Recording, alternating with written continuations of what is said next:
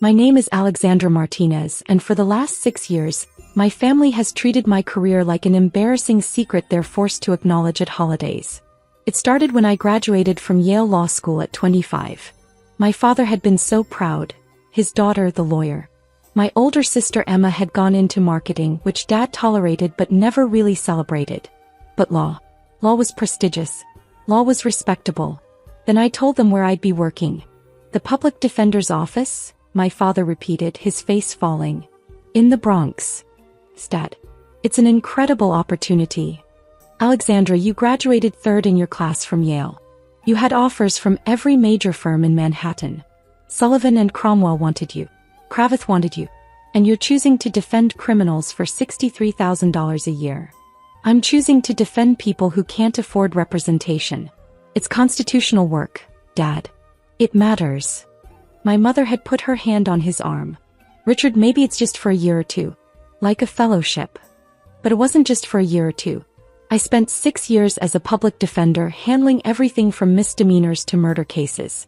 I worked 100-hour weeks, fought against prosecutors with unlimited resources, and won more cases than I lost. I became known in the Bronx as the firewall. Because no matter how strong the prosecution's case seemed, I'd find a way through. My family never understood it. Every holiday gathering was the same.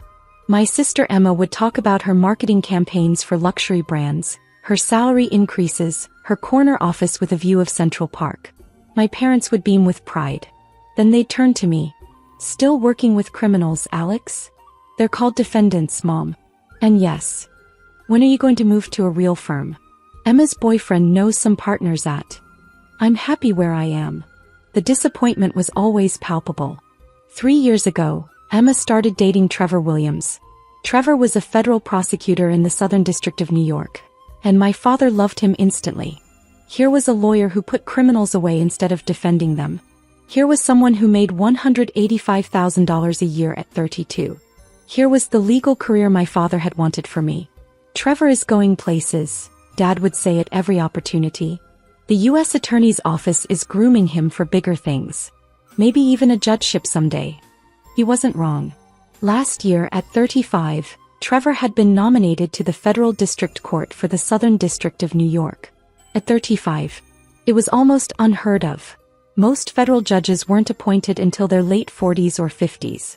My father had thrown a celebration dinner the night Trevor's nomination was announced. Champagne, speeches, toasts about how Trevor represented the best of the legal profession. I'd sat quietly at the end of the table, listening to my father praise the man who'd been on the opposite side of 3 of my cases. Trevor had won 2 of them. I'd won 1. A complete dismissal that had made the New York Times because of the prosecutorial misconduct I'd exposed. Trevor and I never spoke about our courtroom encounters at family dinners. It was an unspoken rule. My family wanted to believe we were both lawyers just doing different things. They didn't want to acknowledge that we were adversaries. But we were. What my family didn't know, what I'd carefully kept from them, was that 6 months ago, everything had changed. 6 months ago, I'd received a call from Senator Patricia Chen's office. Ms. Martinez, the senator would like to meet with you regarding a judicial vacancy. I'd assumed it was about recommending someone else. I'd worked with dozens of talented attorneys who deserved recognition. But when I arrived at the senator's Manhattan office, she got straight to the point. Alexandra, how would you feel about a federal judgeship? I'd stared at her. I'm sorry, what? Judge Morrison is retiring from the Second Circuit Court of Appeals. It's one of the most important courts in the country, just below the Supreme Court. I'm looking for someone brilliant, principled, and unafraid of powerful interests. Your name keeps coming up. Senator, I'm 31 years old. I'm a public defender. Federal appellate judges are usually older white men from corporate firms, yes. Which is exactly why we need to change that pattern. You've argued and won 15 appellate cases. You've exposed corruption in 3 prosecutors' offices. You've written articles on constitutional law that have been cited in Supreme Court opinions. And you're fearless. She'd slid a folder across her desk. This is a letter of support from the Chief Judge of the Second Circuit. This is a letter from the Dean of Yale Law. This is a letter from the New York Civil Liberties Union. This is a letter from 20 public defenders across 3 states. Everyone I've spoken to says the same thing. You're the best legal mind of your generation. I'd opened the folder with shaking hands. The letters were glowing. The dean of Yale had written, "In 30 years of teaching, I have never encountered a legal mind as sharp or a moral compass as true as Alexandra Martinez's. I don't know what to say. Say you'll accept the nomination." The process had moved incredibly fast. The senator had connections. The timing was right. The president needed a win on judicial appointments and my record was unimpeachable. I was young, yes, but my work spoke for itself. The FBI background check was thorough. The American Bar Association rated me well qualified. Their highest rating.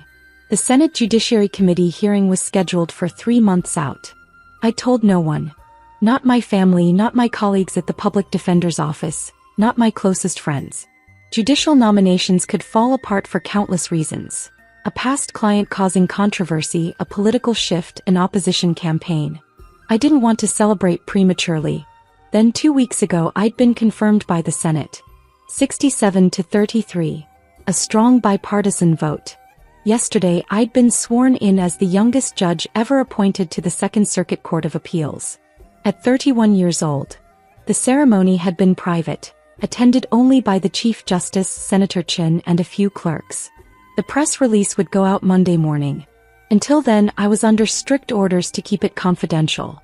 The Chief Justice wanted to coordinate media strategy around several judicial appointments being announced simultaneously. My chambers were ready. My nameplate had been installed. Honorable Alexandra Martinez, Circuit Judge. And Monday morning, I had my first case assignment meeting with the Chief Justice and the other judges on the Second Circuit. The same Monday morning as my father's retirement party. The text from my father came on Wednesday, 5 days before both events. Retirement party Saturday, 6 p.m. at the plaza. Black tie. Everyone important will be there. I read it twice. My father was retiring after 35 years as a senior executive at a major pharmaceutical company. This was a big deal for him. Of course I'd be there. I replied, "I'll be there. Congratulations, Dad." An hour later, another text. "Actually, I need to talk to you about the party." He called immediately after. "Alex, I need to ask you for a favor." "Of course, Dad." "What is it?" "The party is going to be high profile. Board members, executives, investors. Trevor's parents are coming, his father is on the board, you know. And Trevor just got his official commission as a federal judge last week. He'll be sworn in Monday morning." "That's great," I said, meaning it. Whatever our professional relationship, Trevor had worked hard for the appointment. "Yes, well, the thing is, Emma is going to be there with Trevor and she's going to announce their engagement. We're planning this whole moment. Trevor's judicial appointment, their engagement, my retirement. It's a celebration of success." I waited, sensing something coming. "Alex, I think it might be better if you don't come." The words hung in the air. "You're uninviting me from your retirement party?" "Not uninviting. Just suggesting it might be more comfortable for everyone if you sat this one out. Trevor's going to be surrounded by legal professionals, judges, senior prosecutors. And you're still with the public defender's office. It creates an awkward contrast." "An awkward contrast," I repeated slowly. "You defend the people Trevor prosecuted, Alex. You've been on opposite sides in court. It's going to raise questions, create uncomfortable conversations. Emma specifically asked me to make sure the focus stays on her and Trevor." "Emma asked you to uninvite me?" "She said having you there would complicate her night. People know you two are sisters. They'll ask about you." "And what's she supposed to say?" "My sister defends criminals for poverty wages while my fiancé puts them away and just became a federal judge. It's not a good look for her."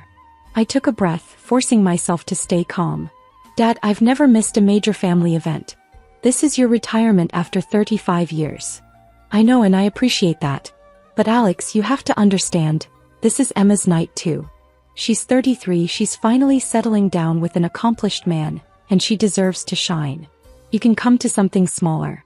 We'll do a family dinner next month, just us."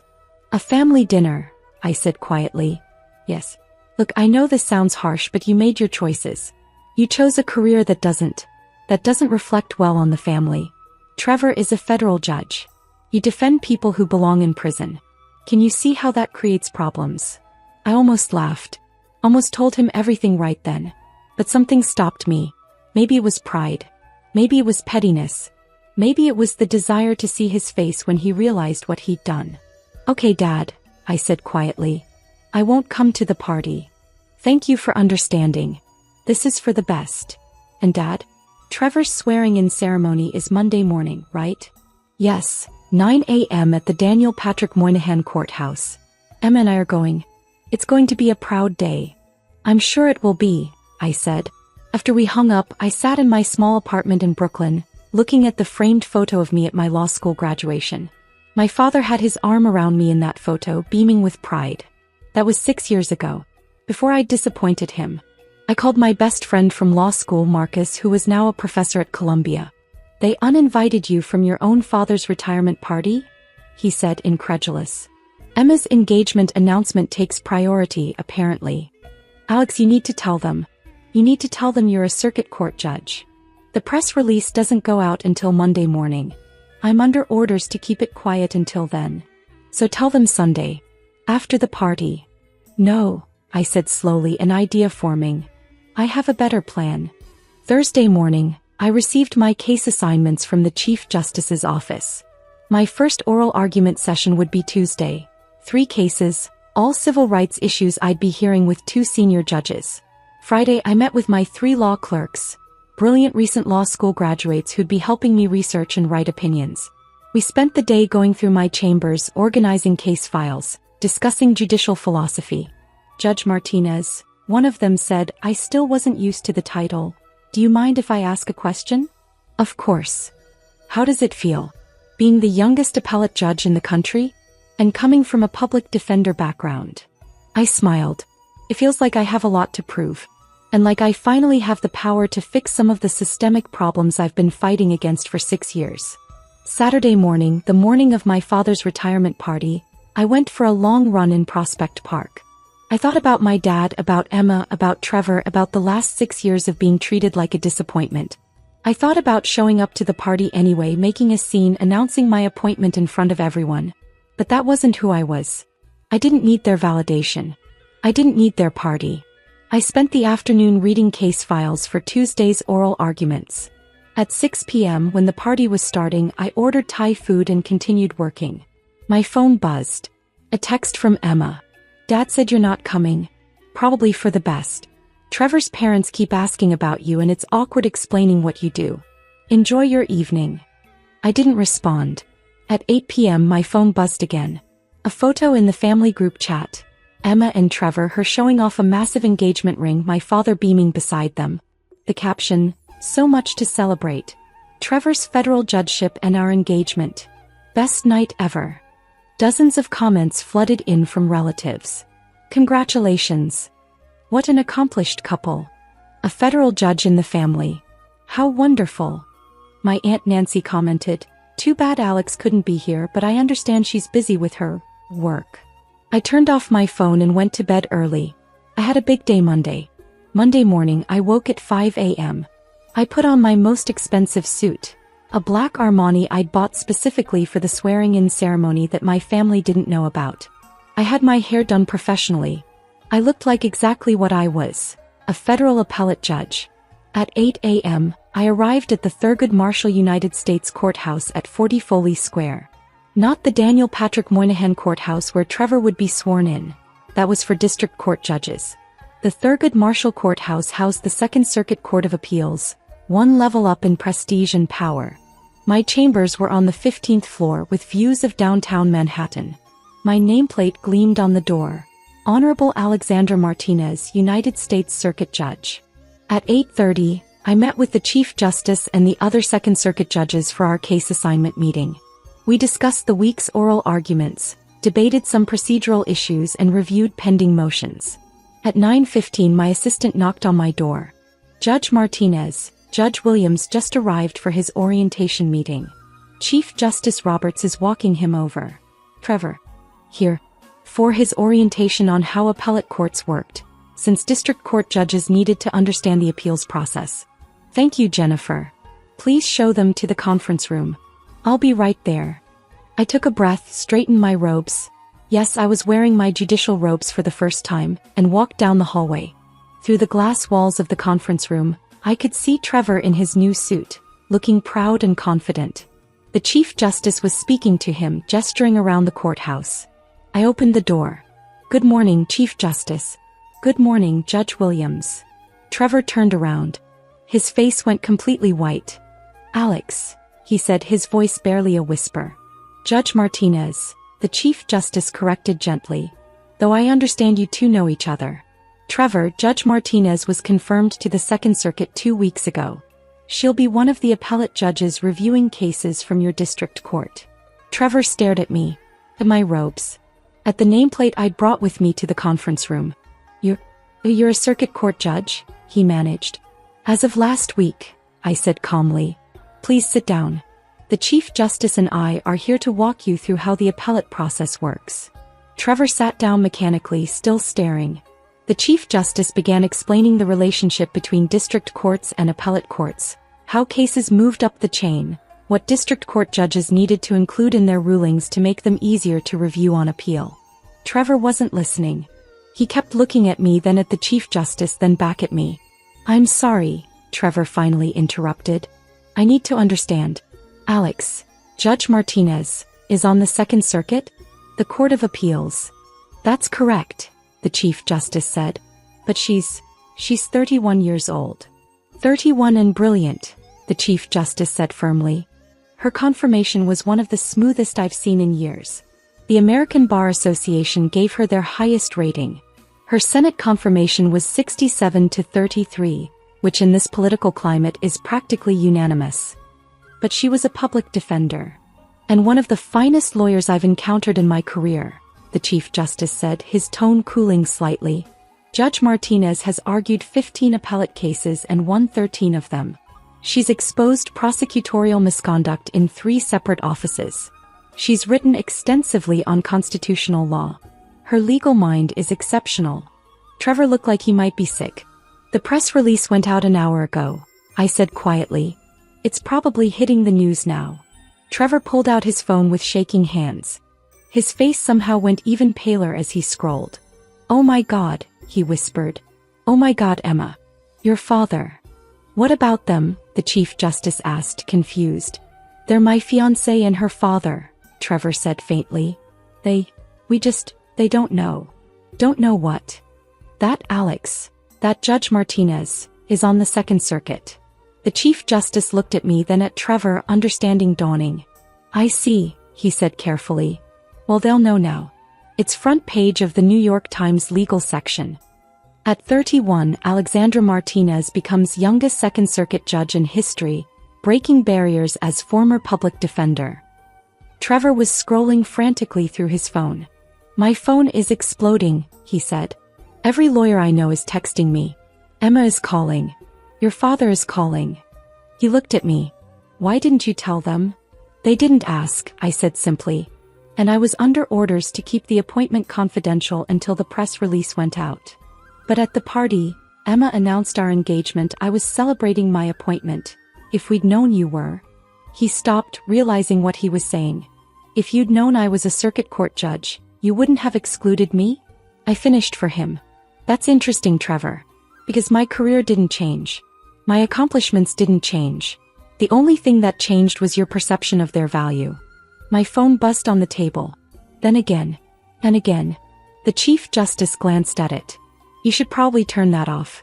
You're going to be receiving a lot of attention today." I silenced my phone, but not before seeing the notifications. Emma, 37 missed calls. Dad, 28 missed calls. Mom, 19 missed calls. The family group chat, 156 unread messages. Trevor stood up abruptly. I need to call Emma." "Excuse me." He practically ran from the conference room. The Chief Justice looked at me with something like sympathy. "Family complications?" he asked. "You could say that. For what it's worth, Judge Martinez, you earned this position entirely on your merit. Whatever your family dynamics, that doesn't change." "Thank you, Chief Justice. Now, shall we discuss your first oral arguments? You have 3 cases Tuesday and they're all significant." We spent the next hour going through the cases. By the time we finished, my phone showed 94 missed calls and over 200 text messages. At 11 a.m. Jennifer knocked again. Judge Martinez, there are reporters in the lobby. They want an interview about your appointment. And there's a woman claiming to be your sister demanding to see you. Tell the reporters I'll issue a statement this afternoon. And tell my sister that I'm in a judicial proceeding and cannot be disturbed. Yes, ma'am.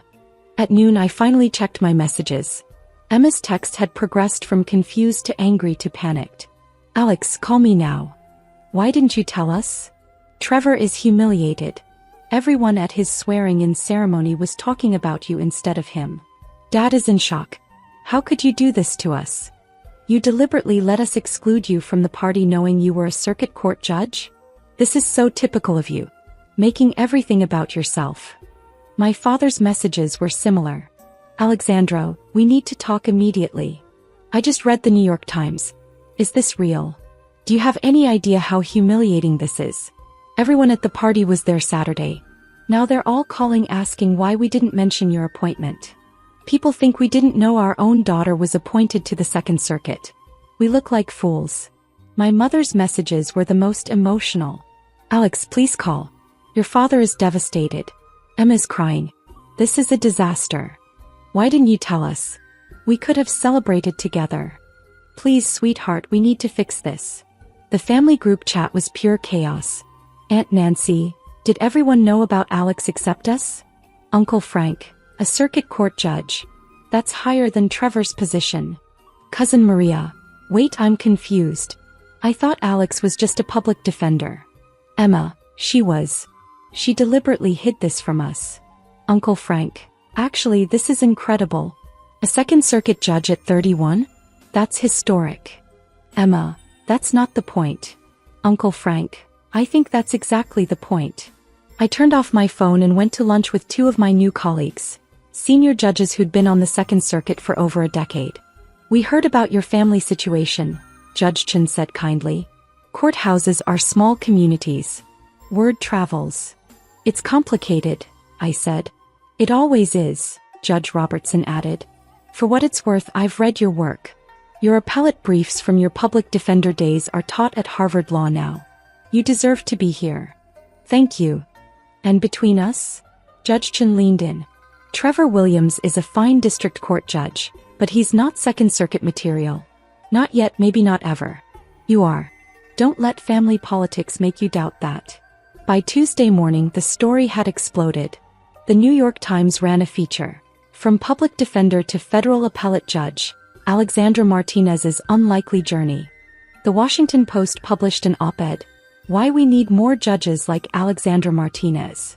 NPR interviewed Senator Chen, who praised my extraordinary legal mind and unwavering commitment to justice. CNN ran a segment about the historic nature of my appointment.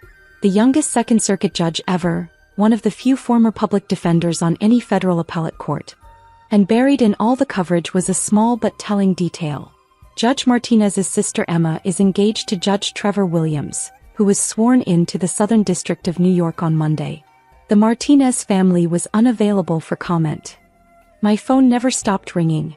I kept it off. Instead, I focused on my work. Tuesday morning, I heard my first oral arguments.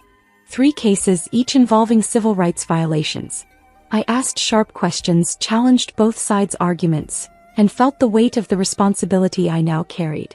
After the arguments, Judge Robertson found me in my chambers. You were exceptional up there, he said. Tough questions, clear thinking, genuine engagement with the issues. You're a natural. Thank you. It felt heavy. Yes. Good. It should. You're deciding people's lives, their rights, their futures. The day it stops feeling heavy is the day you should step down. That evening, my mother appeared at the courthouse. Security called my chambers. Judge Martinez, there's a Catherine Martinez in the lobby. She says she's your mother. I hesitated. Then, send her up. My mother arrived looking exhausted. She'd been crying. Alex, she said, her voice breaking. Please, we need to talk. I gestured for her to sit. Your father didn't mean to hurt you, she began. He just didn't understand. Didn't understand what, Mom? That I was qualified. That I was successful. That I deserved respect. We thought you were throwing your career away. Public defenders don't become judges. They just don't. Except I did. You never told us you were even being considered for a judgeship. Because you never asked about my career except to tell me I'd wasted it. You never asked about my cases, my wins, my accomplishments. You compared me to Trevor and found me lacking without ever actually looking at what I'd achieved. My mother was crying now. Your father uninvited you from his party because he was ashamed of you. And now everyone knows he uninvited a Second Circuit judge from his retirement party. He's mortified. He should be. Alex. Mom, I love you. But I'm tired of apologizing for being a disappointment when I've accomplished something extraordinary. I'm one of the most powerful judges in the country. I'm 31 years old. I got here because I was brilliant and principled and worked harder than anyone around me. And you missed it because you were too busy being embarrassed by me. We want to make this right. How? By being proud of me now that other people are impressed? By celebrating me now that it's socially advantageous. She didn't have an answer. I need you to leave, Mom. I have work to do. When can we see you? When can we talk properly? I don't know. I'll call you when I'm ready. After she left, I stood at my window looking out over Manhattan.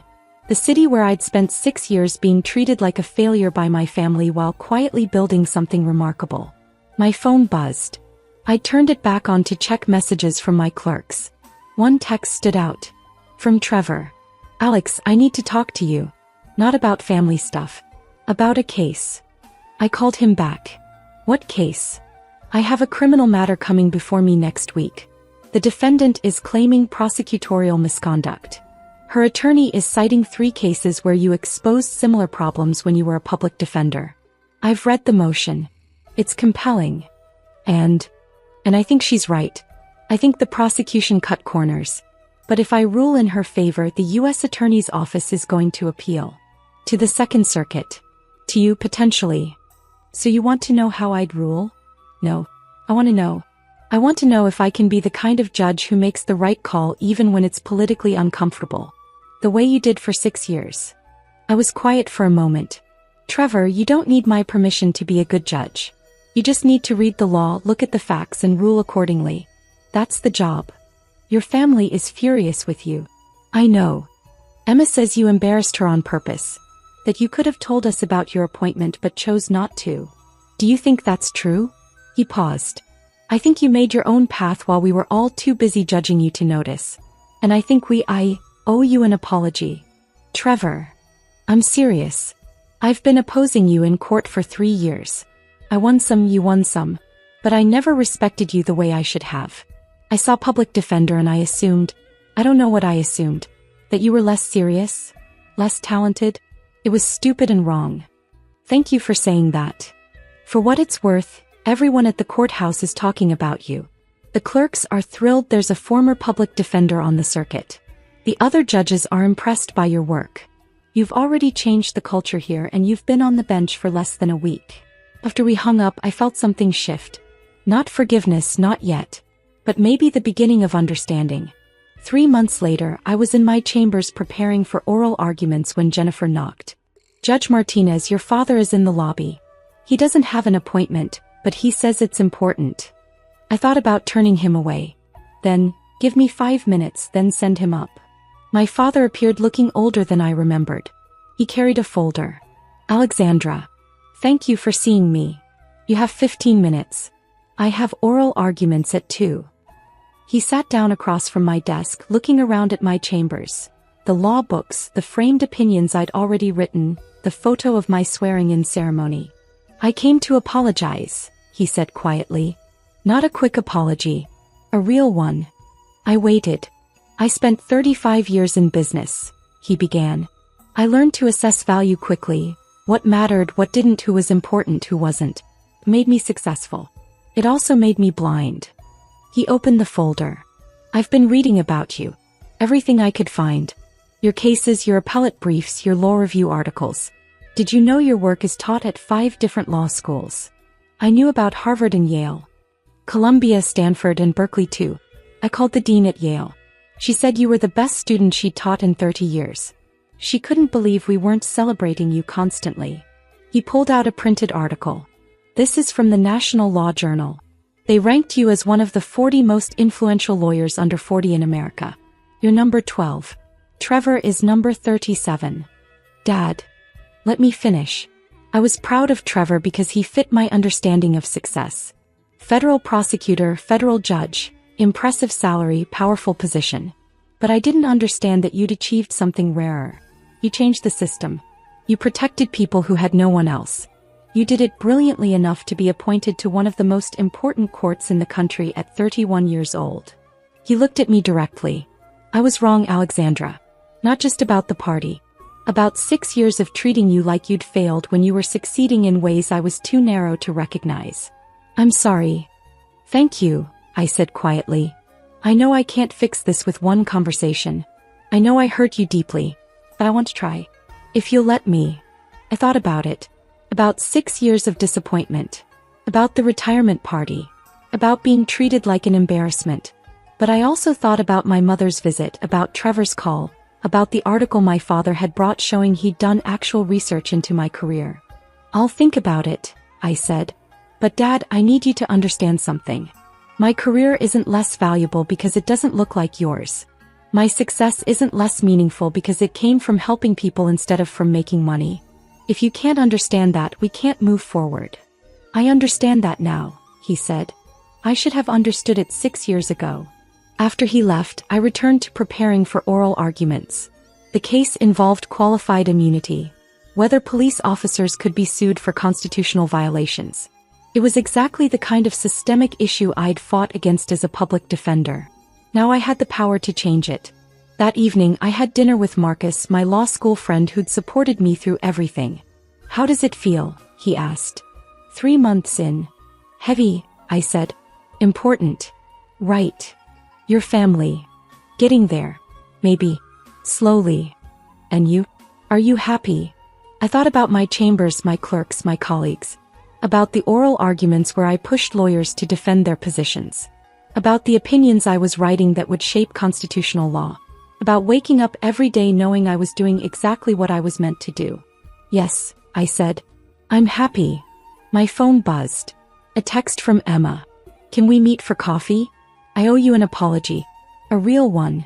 I stared at the message for a long moment. Then I typed, Saturday at 10? There's a place in Brooklyn I like. Her response was immediate. I'll be there. Thank you, Alex. I set my phone down and looked out at the Manhattan skyline, the same view I'd seen from my chambers every day for 3 months. My family had thought I was an embarrassment. They'd excluded me, dismissed me, treated my career like a failure. But I'd built something extraordinary. I'd changed lives, protected rights, and earned one of the most important positions in the American legal system. I was the Honorable Alexandra Martinez, United States Circuit Judge for the Second Circuit Court of Appeals. And I'd done it not despite being a public defender but because of it. I'd proven that success doesn't always look like what your family expects. Sometimes it looks like standing up for people everyone else has given up on. Sometimes it looks like fighting uphill battles in underfunded offices. Sometimes it looks like choosing principle over prestige. And sometimes, if you're brilliant and dedicated and a little bit lucky, that path leads you exactly where you're meant to be. My chambers. My courtroom. My chance to change the system from the inside. They'd uninvited me from the party. I'd built my own.